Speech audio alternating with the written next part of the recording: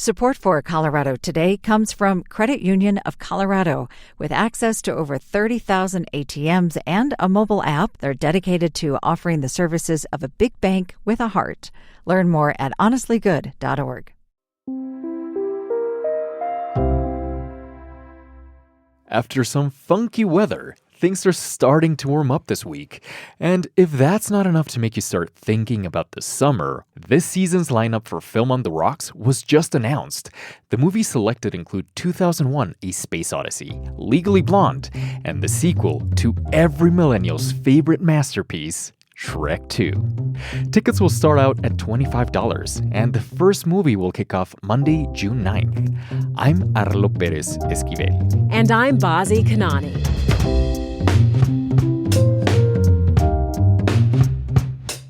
Coming up, new numbers show it may be getting harder to get a job in Colorado. Economists are a bit stumped. Also, a federal judge is asked to stop ICE from deporting 2 men in Colorado without due process. Their attorneys say they were actually fleeing Tren de Aragua in their countries. Plus, an energy source right underneath you can get Colorado to 100% renewables. It's Monday, April 21st. Here's the news in Colorado today.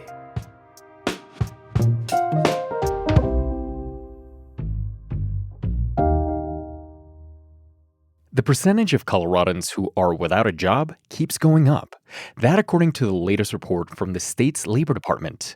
Colorado's unemployment rate ticked up to 4.8% in March. A few years ago, it was all the way down to 2.6%. CPR's business reporter, Sarah Mulholland, is here to explain the uptick. Sarah, what's going on? Arlo, as you mentioned, our unemployment rate was at an all-time low back in 2022, just after the pandemic. But since then, our unemployment rate has been rising steadily, and now it's above the national average. We're at 4.8%, and nationally, the unemployment rate is at 4.2%. Another number economists watch is the number of jobs added. So over the past year, job growth in Colorado has been pretty much flat, 0.1%. That's slower job growth than the U.S. rate of 1.2%, and it's among the slowest in the nation. What can you tell us about why the job growth has slowed down? Economists are a bit stumped, and no one feels they have a definitive answer to that. It could be a combination of things. Economists at CU's Lead School of Business pointed out that fewer people are moving to the state these days. That could certainly be part of it. And also, it could be related to particular industries. When we first legalized marijuana in Colorado, it was a big booming industry, but sales have slowed a lot since then. Tech is also a major industry in Colorado, and there's been a slowdown there as well. And one thing to keep in the back of your mind is that unemployment is almost certain to continue to rise as the federal government continues to cut jobs. And of course, there's also more uncertainty in the economy right now, both in Colorado and across the U.S. because of tariffs and the kind of on-again, off-again nature of Trump's trade war and the lack of visibility that businesses have for planning into the future. Sarah, thank you. You can read more of Sarah's reporting on the Colorado economy in the link in our show notes. Over the weekend, the U.S. Supreme Court temporarily blocked deportation of a group of people. This could be a big deal for 2 men in Colorado who have a court hearing this morning. Like those in front of the Supreme Court, these men are trying to avoid being sent out of the country without due process. The ACLU has asked federal judges to intervene in these cases all over the country. CPR's Allison Sherry is here to explain. Allison, this starts with Trump's use of the Alien Enemies Act to remove people from the U.S. quickly who they suspect of being in a gang.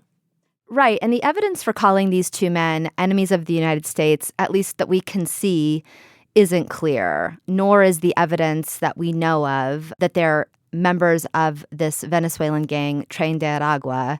But broadly, Trump is trying to remove people associated with this gang under this very rarely used wartime law called the Alien Enemies Act. So as far as we know, no evidence, no obvious evidence that they were gang members. What do we know about these 2 men? We know that they are 25 and 32 years old. We know they're currently at the Aurora Immigration Detention Center, and we know that they've been accused of being gang members, but their attorneys say they were actually fleeing Tren de Aragua in their countries.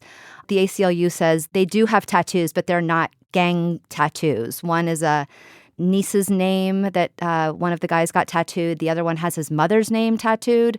And then there's also one who has a tattoo of a Monopoly character from the board game. Allison, let's zoom out a bit. How unusual is it to have federal court hearings in immigration cases like this? So nationally, the ACLU is embarking on this effort to try to save people from getting swiftly taken out of the country and especially going to El Salvador. El Salvador is where the Alien Enemies Act designees are being taken, and they're being taken without any due process. They don't have final removal orders. A lot of them have pending claims for asylum. In Colorado, we do know that this petition that was filed last week, that the men are, quote, in immediate, imminent danger of being removed from the United States with less than 24 hours notice. So I think the ACLU is trying to get ahead of it as much as they can to try to ask federal judges to halt this. What do we know about the prison there in El Salvador where people are being held? The reporting around this place is that it's horrible. There's torture happening, electric shocks, beating, waterboarding, and use of implements of torture on detainees' fingers. And these abusive conditions are obviously life-threatening. So I think ACLU lawyers would say they deserve due process, even if that due process meant they got a final order of removal to leave the country. That's a lot different than just being taken in the middle of the night to a place like this. That's definitely different. If the ACLU is successful here and in other cases, do you know what happens next for these men? This is so brand new. I mean, the Alien Enemies Act has never been really used in our lifetimes. And this government is putting people on planes without telling us who the people are, without any due process, and sending them out of the country. And they're not bringing them back, even though they've admitted that one was mistakenly sent there. At least one was mistakenly sent there.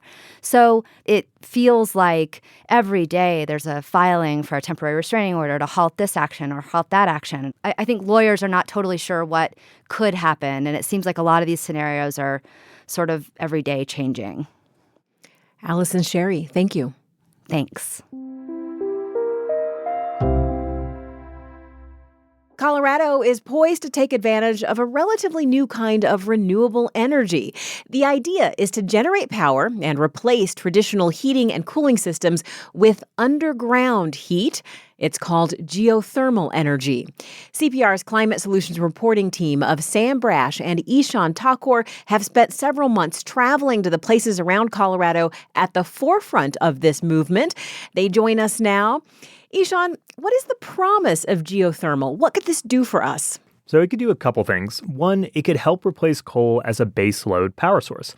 And what that means is that it would always be on. Wind and solar aren't positioned quite as well to do that since they depend on the weather, but geothermal can be on 24/7, and that could help Colorado go to 100% renewable energy. Geothermal can also help heat and cool buildings, and that's super efficient, and that's going to be really important as more EVs and homes ditch fossil fuels and need energy. Sam, why is Colorado well positioned to develop geothermal, and why now? So the U.S. Department of Energy has been looking into geothermal energy since the 1970s oil crisis, and that work has indicated that geothermal energy is all across the western U.S., and that includes Colorado. If you just go below the Earth's surface, you're going to find a lot of hot rock and hot water, which could be a huge resource in the future. And I assume that's why we have so many hot springs here. Exactly. And the why now is obviously climate change. We just need a lot of cheaper, clean energy resources. We've seen other places like Iceland really develop geothermal energy, but it just hasn't taken off in the U.S. just yet. But now we're seeing all kinds of new technologies that could make that a lot easier, could make geothermal energy accessible in a lot more places. And as sort of an interesting twist, a lot of those technologies have been developed by the oil and gas industry. So some of the same tools the oil and gas industry uses could help develop geothermal energy here. Yeah, and that's a big reason why there's currently bipartisan support for geothermal. A lot of investors and the drilling technology, they come from the oil industry. And U.S. Energy Secretary Chris Wright is also a fracking executive. And so, he's been a supporter of these technologies to try to exploit underground heat. Ishan, this is not just some future prospect we're talking about. You visited places right here in Colorado that are already taking advantage of geothermal energy. Yeah, so I spent time at Colorado Mesa University on the western slope, and they were among the first places to use a geothermal heating and cooling system at scale. For them, it heats and cools more than 2/3 of the campus, and it does that by exchanging heat with the earth through water, and they say they saved on their energy costs as a result. Xcel Energy studied their system, and a few weeks ago, Colorado gave the city of Denver a nearly $5 million tax credit to try to replicate a similar system downtown. Johnny Rogers works in Denver's climate office. We need something to continue our growth for the next 100 years in a way that doesn't destroy the planet and everything that we're trying to accomplish. Sam, what do you think the future of geothermal could look like? I think in the future, the state could someday have a few geothermal power plants scattered across this region. We already have plans for those power plants in Weld County and another one in central Colorado. We've also seen startups come to Colorado to offer something called home geothermal, and that's where they could maybe replace your gas-powered furnace with a, say, 400-foot well in your backyard that would help you stay warm in the winter and cool your house down in the summer. So this is something that you could imagine as a big facility out there powering your whole city, or even, right outside your home. A lot of homeowners may be really interested in that. If you're hungry to hear more about this, CPR will have a series of stories online and on the radio this week from all of the different locations we just talked about. Sam and I also have an audio documentary coming tomorrow about an effort to put geothermal power near the famous Mount Princeton hot springs, and you can find that story in the Colorado In-Depth podcast feed. Sam, Ishan, thank you, and happy Earth Day tomorrow. Thanks, Bazzi. Thank you. Thanks for listening on this Monday. Colorado Today is made possible by our listeners. You can find a link to donate in our show notes. Also, remember to follow Colorado Today in your podcast app. I'm Arlo Perez Esquivel. And I'm Bazzi Kanani. This is CPR News.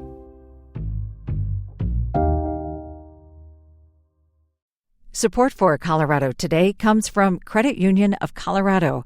With access to over 30,000 ATMs and a mobile app, they're dedicated to offering the services of a big bank with a heart. Learn more at honestlygood.org.